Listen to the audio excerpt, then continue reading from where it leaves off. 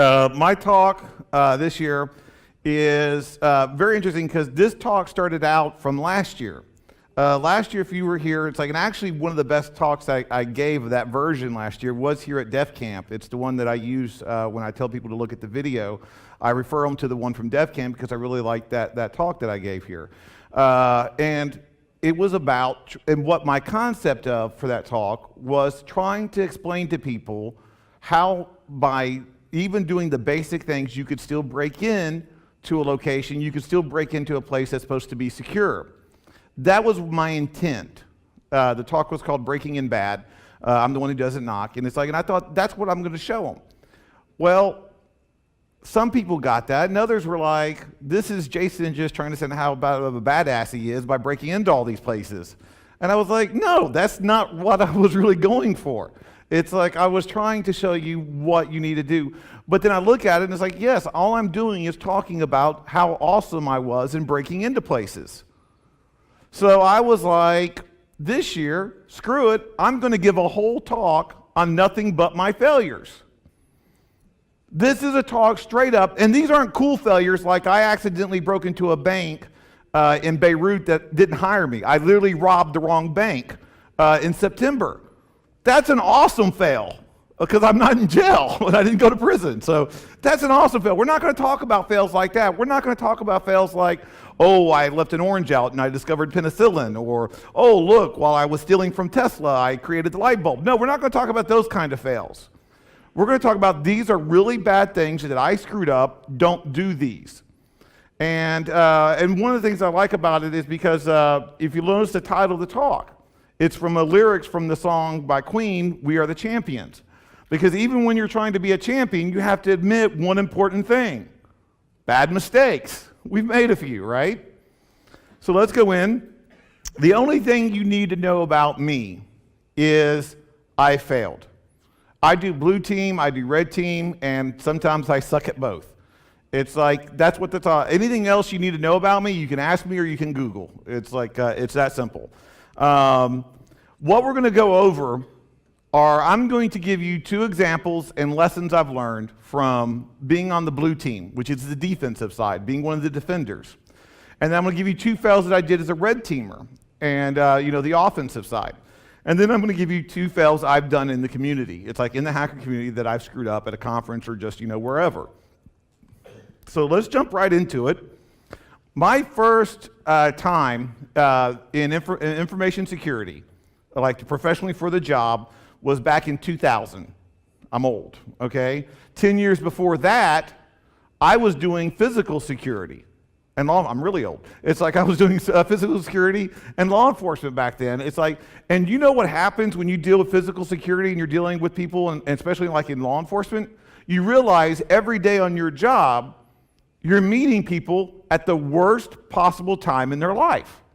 Every day that you go to work, every person that you come in contact with is having a horrible time in their life. Either they're having a horrible time in their life and you show up, or you show up and now they're having the most horrible time in their life. Either way, it's horrible. It's not fun sometimes. I mean, I literally got out of it. Well, I technically got out of it because I got tired of getting shot at. But it's like, but I also got out of it because it was very depressing. I didn't like being part of that. So when I found out back in 2000 that you could do computers and security, I was like, awesome. I get to do 2 things that I love doing and no one shoots at me. But then now I do red teaming, so now I still have that possibility of getting shot at, so it's a vicious circle. But eventually though, it's still fun. I'm still enjoying it. But my first time doing it, I was horrible at it. Because I thought being in information security, I had the attitude of physical security. And everybody loves security guys, right? It's like, so I was like literally that guy. Every person that I'm talking to, fellow employees, were potential suspects or perpetrators trying to do something devious with their emails or surfing to the wrong websites or downloading the wrong malicious program that is against company policy. And more importantly, I worked for an international internet bank, because it was before the dot-com bust, right? Sounded like a good idea at the time. It was an internet-only bank. So we had this one floor that was off limits that unless you had a badge on. You had to only get it through badge. So the policy was everybody had to wear their badge. We don't need those sneaking badges. Yes, you do if you want to go to work. If you did not have your employee badge, then you know what you needed? You had to go to the receptionist and get a visitor's badge, and you had to wear that like a badge of shame the whole day. And so what would I do? Well, being the security guy, I patrolled. I would walk around every once in a while, like on Mondays and Wednesdays and Fridays, and I just walk around like, how's it going? How you doing? What you looking at? Okay, cool. Got your badge? Okay, cool. Got your badge? Okay, cool. And then that's what I do. Well, one Monday, I walked by the CEO, the owner of the company, office. And I was like, hey, how's it going? And he's like, oh, I'm doing good, Jason. How you doing? Immediately, my spider sense started tingling. And I backed up a little bit like, I'm doing great. How are you doing? Oh, I'm doing fine. It was a great day. Just working. It's like, how was your weekend? Oh, it was pretty good. You don't have your badge, do you? And I saw a grown man, CEO, millionaire go, no. And I'm like, come with me. And I took him down to the receptionist, and he had to wear a badge the whole day. Now that's really funny. And it was really funny. But that was a failing on me. That wasn't me being cool. I made the CEO. That was a CEO who believed in the security policy so much that he was willing to live by the rules that he stated. That was a kudos to him, not me. I was an a-hole. I was a jerk. I didn't do proper security for that company. All I did was teach employees how to try to circumvent security so they wouldn't have to deal with this guy. Because no one wanted to deal with this guy. I didn't teach them why security was valuable. I didn't teach them why they had to secure their systems. I just taught them that if you screwed up, you'd have to see me. No one wanted to see me. Okay? I am so horrible at human interaction that I did, because I'm really good with social engineering, but human interaction sometimes really throws me off. I'm really way better with it online. And it's like, I was given a plaque like this for a birthday by the board of directors. I don't know if you know about Andy Griffith here in Romania, okay? But I promise you, that was an insult. Barney Fife was not the good representation of what I wanted to be. But that's how they saw me. They saw me as that guy, the bumbling idiot that couldn't be trusted except for, with one bullet in his pocket. I did not service that company well as an information security officer there because I was too busy trying to teach it and act like I was a physical security officer. I did not get them involved in the process. I just made it an unpleasant thing that you didn't want to deal with. And that's a big problem because this is what we need to do. This is in the Netherlands. Those police guys rock. They've got their own Instagram account, for gosh sakes, okay? It's like, they got pictures of them rescuing ducks and going around having a good old time with everybody. It's like a party over there. But that's what they do. So when people see them, it's not always the worst horrible time of their life. They actually see them when things are going right. They cultivate that relationship where it's like, I'm here to be part of the team to help you stay employed, to help you do your job so we can all be here working together and stay viable. That's what we need to start doing. You need to foster the image of being part of a solution. You're not looking for a problem. Meaning that I am not trying to just see if you're doing something wrong.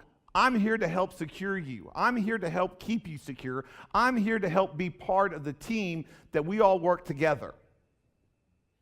That's what you have to start driving toward. Not just the fact that, hey, I'm watching you, especially you right there. You're a little sketchy right there. I'm looking at a lot of people because one guy's like, what? He knows? It's like, so yeah. And you also empower the employees to get involved with what you do.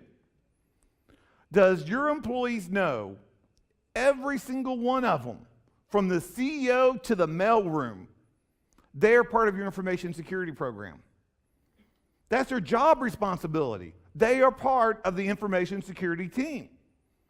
They don't realize that because we're not telling them that. We're not informing them of that.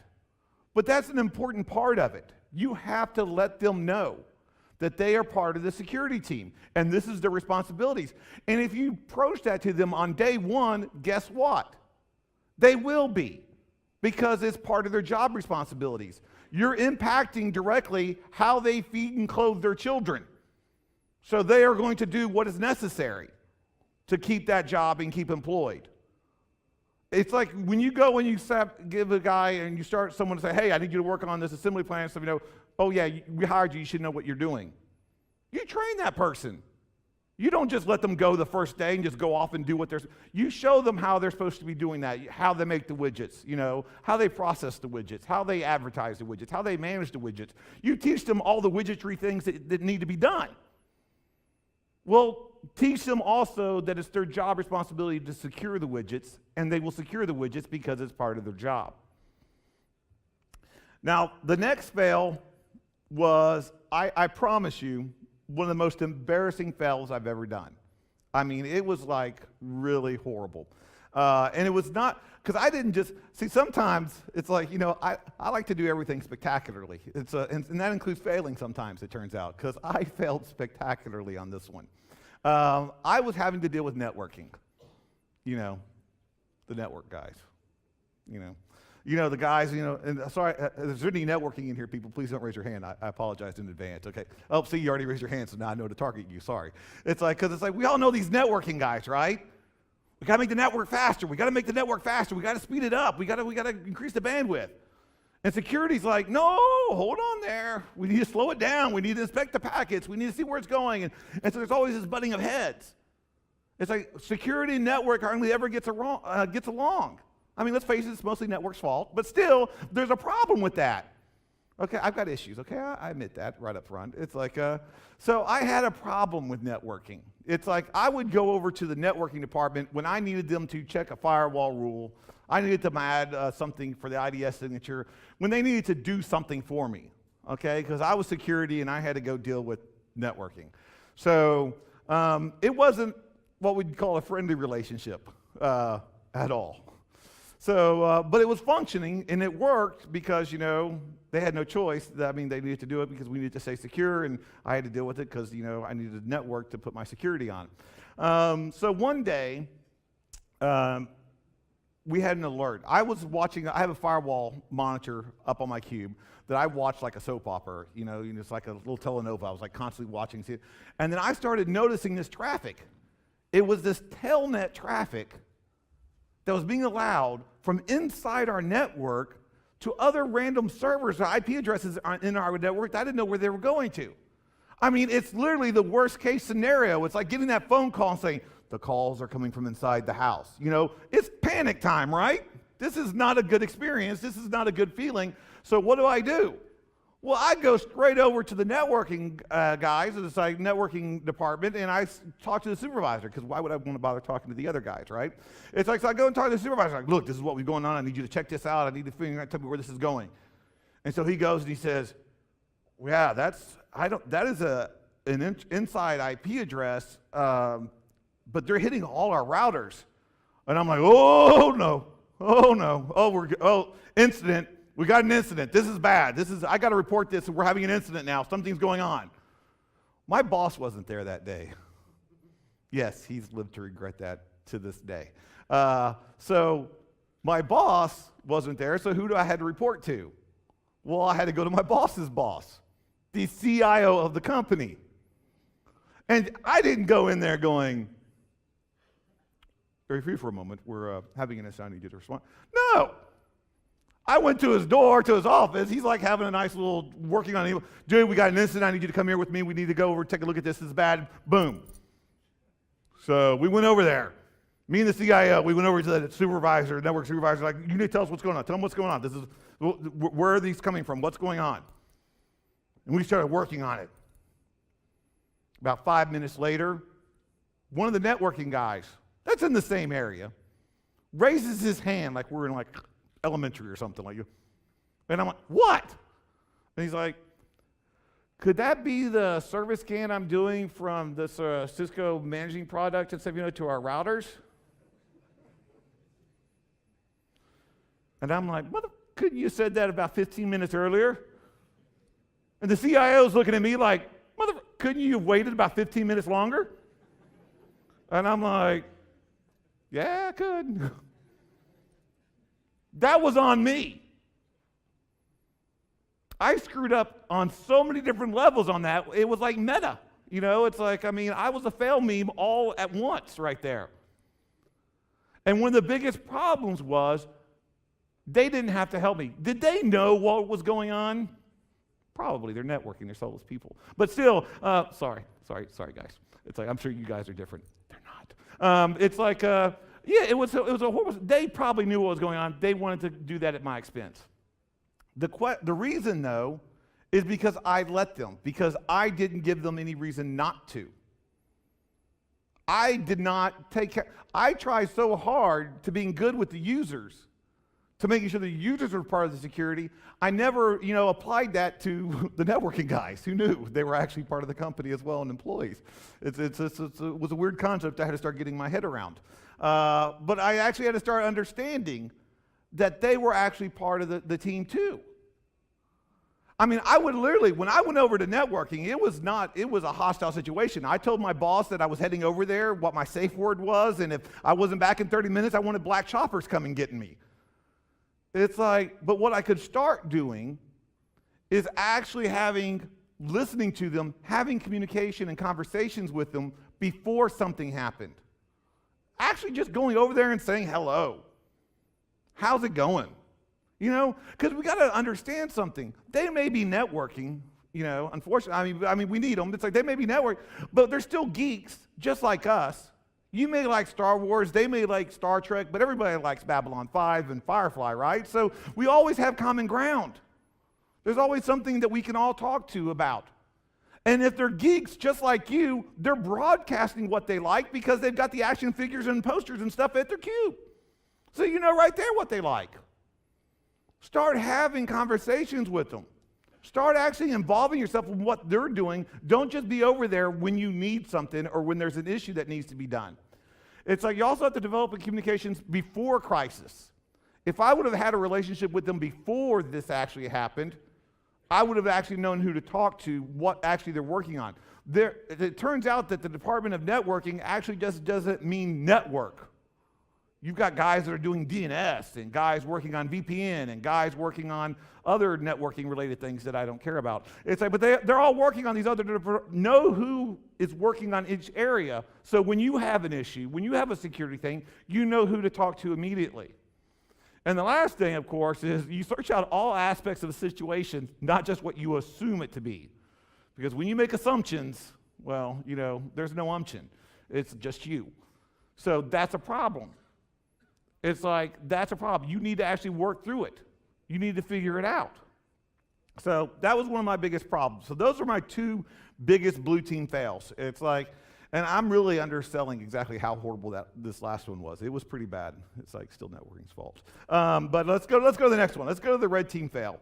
I normally don't like having a convicted rapist in my slide deck unless I'm talking about privacy advocacy or IPv6. But this is a horrible, horrible statement that everybody loves to use. When I first got into red teaming, this is all I effing heard. Everybody's got a plan until they get punched in the face. Everybody's got a plan until they get punched in the face. And I'm like, I literally started out red teaming thinking, oh, that's what I need to do. Hi, I'm here to do your red team. Where's your plan? Pay me. It doesn't work that way. I was surprised as you. People don't like getting punched in the face for some reason. Who knew? But I had very low self-esteem. So it's like, I still do. I still have problems with that. But it's like, I really thought that I had to destroy you to show you that I was good. To show you that I was worth the money. It wasn't going to be effective unless I utterly destroyed you like, you're done. Are you happy? Did I do good? I really screwed you up really bad. Awesome. Wait, why aren't you smiling? You did horrible. I thought you'd be happy about that. No? Oh, my bad. So yeah, that's how that started working. And I literally had an issue where we went, and I was with a team. I'm not going to talk about them because this is about my fail. And we had to deal with the guy for the client. And this guy was a horrible jerk. He was in networking, by the way, just FYI. And it's like, just thought I'd mention that for no particular reason. And it's like, he was not really happy with us. It's like, I mean, it could have been the fact that I stole his laptop off his desk and the cable for his computer and one of the cookies on his plate. That may have been a problem. That may have been a contributing factor, okay? But he literally was not very pleasant to deal with in the best of times, okay? So, a couple of members of our team, they were nice enough to get domain admin on the domain controller and download everybody's user IDs and all their password hashes and decrypt all their passwords for the last year or two. And so we were able to look at his user ID and all the passwords he's used in the last 2 years. And we noticed one important thing. He used the same word, but then he had numbers and stuff at the end of it. That's how he changed it around. It wasn't a common word, but I will tell you, it was a word that was common enough that we were able to use it in a conversation that we had with him, his boss's boss, and our boss, and all of us guys on the same conference call. We played the game of how many times could you fit this word into a conversation? The whole entire talk, the whole entire time. And trust me, we had to stretch. It was obvious we knew what his password was. He understood we knew what his password was. We knew right then at that moment exactly how pwned he was. Yay! We punched him hard. He really appreciated that. No, not really. Not even a little bit for some reason. It's like, you know what happened? We did nothing for them. We got domain admin. We got all the vulnerabilities. I walked out with at least 30 laptops on that engagement. I destroyed them. Did I help them? No. Here's another great slide. Like I said, still a jerk, but this is funny. I love this one. It's like, and I hate using this guy because this is the guy, remember, please, that after he got punched repeatedly in the face, he bit a guy's ear off. That was his plan, right? Okay, but still, everybody you fight is not your enemy, and everybody that helps you is not your friend, which is actually, remarkable coming from him. It's actually a true statement. I didn't help my client on that engagement. I showed them their vulnerabilities. I showed them where their flaws were. But I didn't help them because all that guy got out of it was that I was an a-hole. That's all he got. He didn't learn anything from that engagement except for that it was unpleasant and not nice and all the other adjectives that you use for not nice. Because we were not a solution for him. We became a problem for him that he had to deal with. That didn't make it effective for anybody. It's like also allies come in unlikely forms and from unlikely places, like networking, Because when you actually go into an engagement as a red team person and you talk to the networking people and you talk to the other people in the engagement and you go in there saying, look, I know you know a lot of these flaws. I know that you know there's vulnerabilities that I'm probably going to find. Do you know what I'm here for? I'm an advocate for you.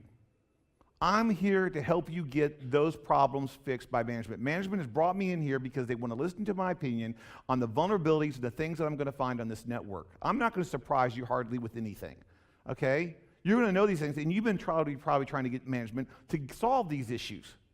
Let's do that together.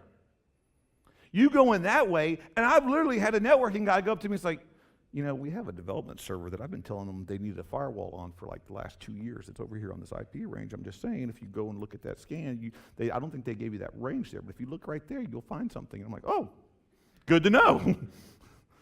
That's a finding. They help you. You're now no longer an adversary. You're actually a partner with them trying to help. Because one of the things I hate about red teaming so much, okay, it's the reason why I don't do red teaming anymore, basically. It's like, I do security awareness engagement, it's a whole other thing. It's like, because red teaming, it's like, we gotta feel like we gotta destroy stuff. We gotta go in there and we gotta break everything down. And then we're done. If you just go in there and you break stuff and you leave, you help no one. Your job and your requirement in offensive security and red teaming and vulnerabilities is not to discover vulnerabilities. That's not your job. Your job is to help secure your client. If your client is after the engagement is not as secure or more secure than when you got there, you failed. If you go in the next year and you use the same vulnerability that you used the last year, you failed. It's not just me here. It's everybody. You have to understand that as a red team, as a person that's doing offensive security like that, trying to do vulnerabilities, your job is to make the client more secure. It's not to win. It's not to find the vulnerabilities. It's not to freaking punch them in the face. It's to help them be better secure. That's why they called you in. Now, the next one changed my life. Out of all the fails that I've done, and I've done a lot, it's like, this is one of the better ones. Because this is where I stopped red teaming. This is where I stopped doing things the way that I was doing it, and I changed 180 degrees and do things something totally different now. I was doing an engagement for a client, and it was very secured. It was a very secured facility, and I was really happy because I was able to get a visitor's badge that said Gregory D. Evans, Oopsie Inc., and it had a picture of me going, which I thought was, lousy. And so I had that on there. But even then, you still need to be escorted in because it was just a paper badge. It wasn't an actual RFID badge that I was up to the point of cloning yet. So I was waiting, hovering behind in this hallway area from this one door, waiting for someone to go through the glass door so I could walk in behind them. So I was doing that, and I came in, and and finally someone walks in, and she looks at me, and she gives me that look. It's the same look everybody gives me, like, who the f are you? Okay, whatever. And then walk in. And that's exactly what I did. I mean, it was like, she literally looked at the badge and was like, what? Okay. And I walked in behind her. She went right, I went left, immediately went into a person's office, and I was like, here, I'm with the IT department, we're looking for USB rights on the global policy, just need to plug this in real quick, thank you very much, right? Pwned them. I got it. I successfully compromised the company. I'm done. Yay, face punched, awesome. We're done. But me being greedy, it's like I went to another office, compromised another machine. Then I went to a third office for the lulz and compromised another machine. I'm doing pretty freaking good right now, right? I walk out of that third office, and there she is down the hallway. And she is looking concerned and upset, and she's talking to another employee. And they're looking at me, not in the friendliest of manners. Now, the door that I went into is right there in front of me. And I have a choice. I can go out that door. I was going to say run out the door. I wasn't going to run out, but I could go out that door very quickly and get away. And I won. Woohoo! Faces were punched. Success was had. Ice cream will be given, right? So that's great. But then a thought occurred to me. What if I let them win? What if I let her catch me? What would happen? So I didn't walk out. I walked forward. I walked down the hallway. I walked past her. I even said hi, how you doing? She didn't say hi back, which I thought was sort of rude. Okay. I mean, let's face it, she wasn't very friendly to me as I was saying hi, and I waved and everything. It's like, and I went to another office. And I plugged in, and I actually got that one successful, so I got 4 now, yay. About 3 minutes in, it's like talking to this lady and explaining to her what I was doing. This 6-foot-something Air Force guy, ex-Air Force military dude comes in, what are you doing? I'm like, oh, dude, I instantly regret this decision. It's like, and I'm scrambling for my get-out-of-jail-free card. He's like, no, call this. I'm not going to call him. I know who sent you. And I'm like, here's the number. Just don't hurt hurt me. I'm fragile. I bruise easily, okay? And it's like, and so he called them, found out what was going on, and the report was done. It's like, I went over and compromised the whole of their building, top to floor, and everything was great. But my whole paradigm was shifted that day. I no longer do red team. I do security awareness engagements. That means for like usually a 3-day engagement, I will spend 2 days destroying you. Promise. I will find every way I can to steal from you, kill you, and destroy your building, and ruin you financially. I will do my best, utmost, to make sure those 3 things happen. I'm great at parties. It's fun. It's like, but on the 3rd day, I spend the whole day getting caught. I spend the whole day going to engagements where when I went the first 2 days, all confident, like, yeah, I need to be led into the server room. I need to do check on USB drives. I would go and go, yeah, I need to get into the server room. The supervisor guy told me I was supposed to be able to get in here. Could you let me in, please? Okay. And you know what? For some reason, they find that suspicious, and they'll usually catch me on that. I've had to work at getting caught. Trust me. I was literally successfully compromised a bank. I was behind the teller line, sitting in a chair, twirling in it for 20 minutes, going, anytime now they'll catch me. Anytime they'll figure out I'm not supposed to be here. Yep, I'm not even in my country. This should be quick. Okay? I literally got to the point where I tapped the teller on the shoulder going, what's the user ID and password for the server? And it's literally, I'm sitting at a desk where there's a server underneath this desk. It's like a desktop computer that was doing bank business at the time. He gives me the user ID and password. And I'm like, awesome. It was the same as the server. I was sort of sad. My heart died a little bit. But I logged in. I did a graceful shutdown of that server in the middle of the day, doing business. Shut it down. I unplugged it. I picked that mother up, and I thought, maybe now they'll notice something. And guess what? When I got to the teller line and I'm about to go out the door, the guy goes, maybe I should ask that American what he's doing with our server. And so he gets up and he stops me and he goes, excuse me, what are you doing? And it's like, and I literally had to physically restrain myself because the top 5 things out of my head would have been something plausible enough that he would have let me go. And I'm like, no, I'm supposed to get caught. I'm supposed to get caught. I'm supposed to get caught. I'm supposed to get caught, okay? And so as soon as he says that, I go, oh, you got me. You're good. I'm a bad guy. I was trying to steal from you, but you were right there on me. You gave me the user ID and password, but you were just trying to make sure I was sketchy or not. That's a good job. What's your name? You're on the report for doing a great job of security. Good job. Good job. And I wrote it down. And that was good for the company. Because you know what I started doing when you do that? You give your employees something to look up to, not everything that they have to look down at. Because believe it or not, when you give it a target to win, it doesn't diminish your attack. It doesn't make you look bad if you let them have a win. You give them valuable lessons on what to emulate. Susie from accounting stopped this guy when he was trying to walk in behind her. That Susie from accounting, she's always trying to be Miss Goody Two-Shoes, right? It's like, but it gives them something to look at. Not a report 3 months later saying, these are all the ways that we were compromised, these are all the things that have happened. Now you have to do an extra 5 questions on that, yearly information security awareness test that you have to do on the internet where you click multiple choice, because that's helpful.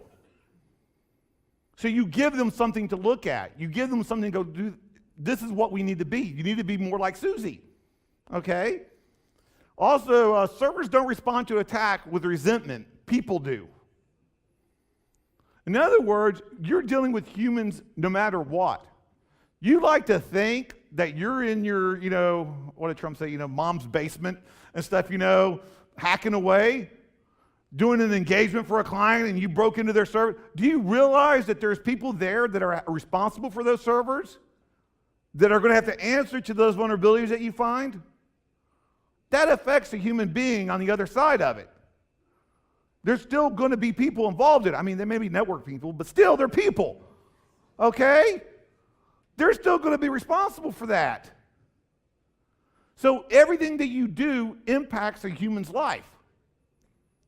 Do your reports accordingly. And when you look at the blue team as a teammate and not an adversary, you both win.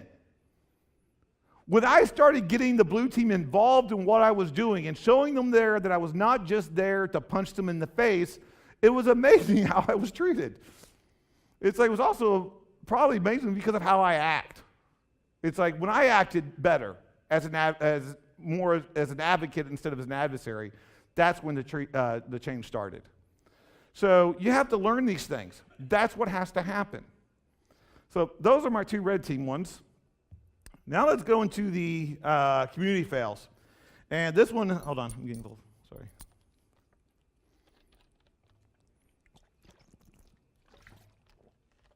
There we go. Okay, so the next one was actually part of my talk last year as well. That's why I'm using this slide.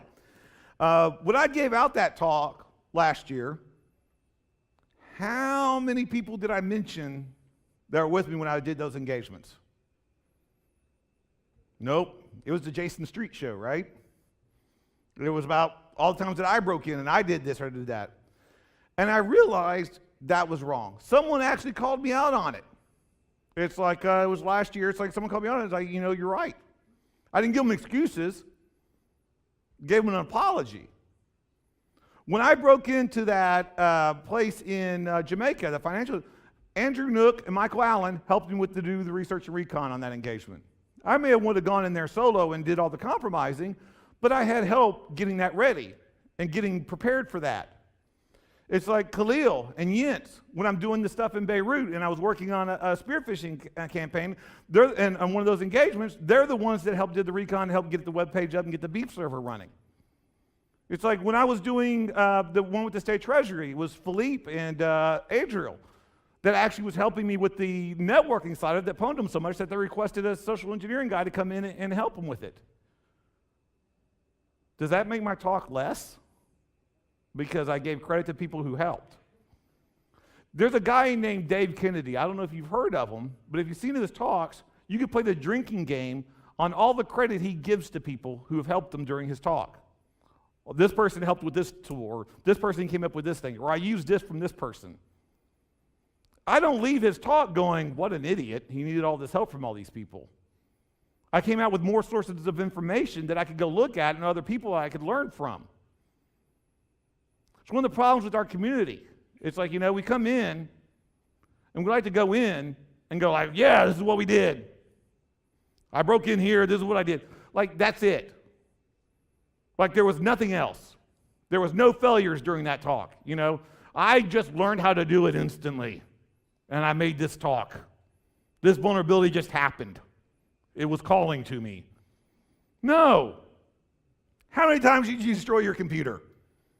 How many times did you take down a network or a server or a country by toasters? It's like, how many times did that happen while you were trying to come up with all this information for you to give a talk? No one wants to talk about that because it makes us look stupid. I already feel stupid. I don't need to look stupid in front of everybody, though I'm pretty good at it, obviously, right? It's like, I don't need to. So I just want to talk about all the good things that I've done. I just want to give you all the perfect examples of how I am as a human being and nothing else. That's a problem I think a lot of people have, not just me. But I learned from Dave, it's like, no, we can give credit to other people that have helped us along the way. We can admit when we've made mistakes and when we've done things that have because it turns out you can also learn from your mistakes. Even better, learn from someone else's mistakes first. That's way better, okay? I always recommend that number one, okay? Learn from someone else's mistakes. If you have to, learn from your mistakes, but try to learn from them so you don't make that mistake. So that's one of the key things. Everyone makes mistakes, but some has no remorse or desire to correct them. When you see a breach go out there, when you see a vulnerability that happens, do you go on Twitter and go, oh yeah, that was horrible, hopefully they learned? No, it's like, ha, breached. Mother, why weren't you using proper security? Oh, I knew you shouldn't have done it. Oh my God, of course they got breached. They're idiots. How does that help? Anyone. I mean, you may gain a couple more followers because they think you're witty because you tore down. I mean, it's easy to make fun of people, especially if you're Target or Sony. It's really easy. It's like, trust me. It's like, and I'm not trying to do that right now. I'm just saying as an example, those are valid examples. It's like, yeah, it's like, so you have to learn that when you make those mistakes, it's like you can't just cast it on other people and call them out and not expect your own to be called. And not ever judge someone more harshly than you'd like to be judged for your failings. And also, when you help someone that takes advantage of you, that's not on them, that's you. Meaning, what that means by that simply is you help someone, you've helped try to give someone out somewhere in the community, and then, a couple months later, something like that, they come back to you, not even giving you proper thanks for the first one, but they want some more help from you. It's like, is it your fault because you're stupid because you let them take advantage of you? No. That's on them. It's never on you. Your first reaction should always be to help others. It should always be to help someone. If they take advantage of it, that's never going to be on you. That's going to be on them. Now, my last community fail is an important one because it was going to be about how my first year at DefCamp. My first time at DefCamp was DefCon 12, and I was a total idiot. And trust me, it's a really hilarious story, but it's also been written down, so you can read it later about how stupid I was. I mean, I spray painted my hair blue, people. It was sad, okay? But something happened in September that totally overshadows it, and I think proves my point even more. My son loves airsoft. My son loved the whole concept of airsoft.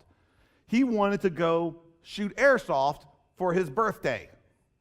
And I'm thinking, air, soft, they must shoot marshmallows. That'll be amazing. Sure, let's go do that. That's not what they do. You bleed if you're not properly protected. It's not a pleasant experience. It's sort of painful, actually. I mean, really, really bad. But that's how we were dressed. T-shirt and jeans. 11-year-old daughter had yoga pants on. Yeah, she regretted that. But we showed up there, ready to go. We were going to go shoot some airsofts, right? The team that we were playing, because I didn't even realize that I had no idea. I'm a noob to this. I had no idea what was going on, so I showed up this way. I thought we were going to fight each other. We're going to run around.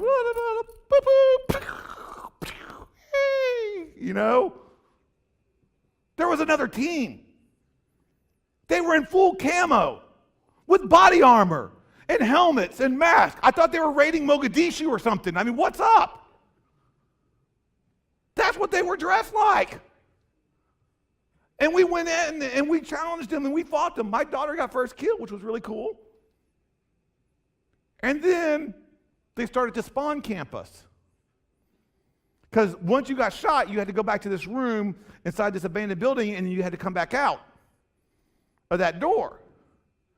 And they were waiting there, these men in full armor with their custom guns, with flashlights and lasers attached onto them. It's serious business, I guess. And they'd wait there to shoot us. We weren't prepared. F us. So these grown men repeatedly shot an 11-year-old girl. She bled several times. So did everybody in the group. Because screw us. We were noobs. We didn't know what we were doing. That was okay. Because we were noobs. They repeatedly shot us as we were trying to come out the door to play a game that we thought we were interested in, that we'd never been to. But it was okay to do that because screw us, we were noobs. And doesn't that sound like our community? RTFM. Why can't you run Cali? Can't even Metasploit, bro. That's our community here. I literally, when the game was over, I went up to the tallest mother to him, and I didn't whine. I didn't complain. That was on us. We weren't prepared for it. But I went to him and I looked him in the face and I said, you know what? This is refreshing. Because usually, when I'm playing Call of Duty online, I don't get to see the sniveling 12-year-old that's spawn camping me. I got to see him this time. And you know what he said? Absolutely nothing, because he was a coward who thought he was fun to shoot an 11-year-old girl repeatedly. How many people have we burned out of this industry before they even started because we make them feel unwanted? We make them feel like they're stupid. They don't have a right to be part of our community because they don't know what they're doing yet. I have gone to, I love DefCamp. And I'm not saying it because I'm standing on their stage, I'm saying it because it's a fact. There are conferences that I've been offered money to go back to that I will never go back to. Because they are not inviting. They are elitist, and they feel like they're better than other people. And I'll never grace the presence of being even there for free. Because they have lousy attitudes. Relish the fact that you have a conference that embraces everybody, no matter what level they are, getting started or a guru. Because that's what it's about. It's about a community trying to work together with everybody, from starting out, from knowing what you're doing. That's what this is supposed to be about. Don't burn out and rub people out just because they don't know how to run Metasploit or they don't know how to log into Kali. Because did everybody get born knowing how to do that? No. We're all in this together. We all have the same kind of passion. Look at those geeks. Are those a bunch of losers? They're all dressed up as Star Trek characters. Come on. They're better than a lot of hacking conferences I've been to because they're accepting everybody, no matter what timeline, no matter what, show they thought was the best or what character they thought to represent, they're accepted for who they are. That's what we do. I mean, are we judging people like, look at, he hardly has any stickers on his laptop. I don't know if he's a professional hacker. I don't like the way that guy's not even wearing a hoodie. There are people in here, don't be alarmed. If you look to the left and right of you, some people are wearing collared shirts and dress slacks. Hackers? Why not? Why do we have to dress it and do that to be accepted? It's like, so also, one of the things that most of these cons is learning. So make that part of it. It's not about showing up and just going to the parties or being cool. The least effective time I have at this conference is right now. Because all I'm doing is standing up and going blah, blah, blah, blah, blah to everybody. I'm getting nothing back out of it. I'm not having any conversations right now, except for with myself, which is always fun. It's like, I'm not doing anything. When I get off this stage, I get to talk and have conversations. I get to start learning. I get to learn new things at these conferences. People wonder why I travel so much. It's not because I'm here just to talk. It's because I'm seeing family. People I haven't met until I saw them from the last con. Because that's what this is. It's what it's supposed to be. It's like there are certain people that I live like one state away, and the only time I see them is in other countries. At a hacking con, which is awesome. It's like, I'm spending Thanksgiving, which is a family holiday in America, in China. I'm meeting a lot of good friends there. It's going to be great. And a lot less, hopefully, political arguments around the turkey table. So that's going to be great. That's what we need to start looking at this community as. It's like people are trying to learn. Yes, you're trying to make money. Yes, it's supposed to be productive. Yes, there's supposed to be business involved. But it can be civil business. And it doesn't detract from what you know to help someone else learn something new. Never forget that just like dentists, you're a valuable part of the society and well known. This is the most important thing that I've learned from this, is that people like to refer to me as a rock star. Okay? No. It's always uncomfortable when they say, because I know they mean it well. Well, some of the people are doing it because they know that it makes me feel bad and they're insulting me by it, okay? But most people try to say it as a compliment. I'm not a rock star. Not even close. I'm a dentist. Do you know the orthodontist who created Invisalign braces? I looked him up on Wikipedia. This guy is famous. He's a millionaire. He's written books. He goes to dentist conferences all around the world, and people come up to him and go like, oh, sir, I love to work in orthodontics and stuff. It's very good. Can I have a picture with you? It's like, would you sign your book, please? And you know what happens when he walks out of that dentist conference? He's a motherfucking dentist. He's a dentist. I care so little about him, I didn't research what his name was again so I could tell you. I don't care. He's a dentist. It's on Wikipedia. Go look it up if you're interested. You're not. Everybody knows you're not going to look it up. You don't care what his name is either. Just like dentists, we try to tell people to practice good hygiene on the internet. Practice good oral hygiene to make sure your teeth are safe and secure. Oh, sometimes you have a cavity or a breach.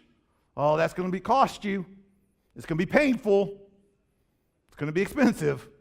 It's going to be invasive. You're not going to like it, but you need to do it. We need to patch up those holes. You need to patch up those cavities. You need to patch up that firewall. And what happens after that? It's like, everybody loves going to the dentist, right? Ever seen the CEO walk into your department going, hey guys, it's so great to see you. Haven't seen you since the last breach. How's everything going? How's the wife and kids? No. No one wants that. We're dentists of the internet. But we're important. Not as important as real dentists, because they're actually doing actual work that actually helps improve the lives of people. But we're there. Get over yourself. You're here to help. You're here to help others, okay? And there doesn't have to be an ego involved in it. This is the part where I would go and say, who wants to share one of their failures? But they told me that I'm way over time anyway, but I'm going to blame it on the other people in the bus. But, that's the way that goes. But we'll have one person, because I like running long, we'll have one person say, who wants to volunteer a fail that they've done? See? And that's the way it usually works. Oh, wait, we got one. Thank you. What's your fail? Hold on. Now I'm going to make them scramble for a mic so we can get them. Wait, hold on. We want to make sure everybody hears how horrible this was.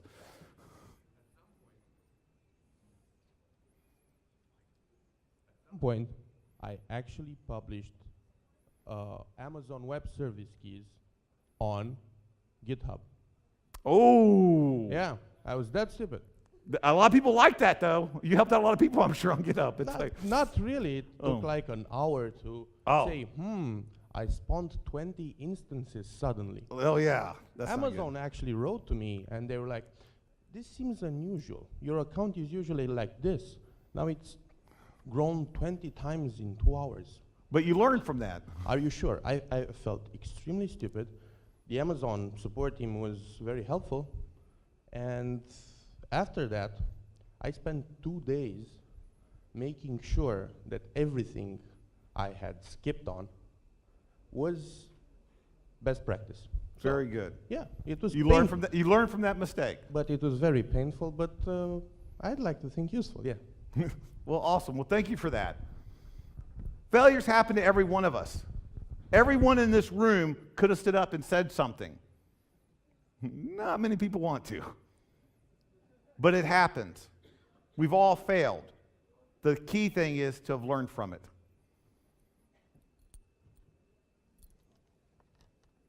That's not a lie.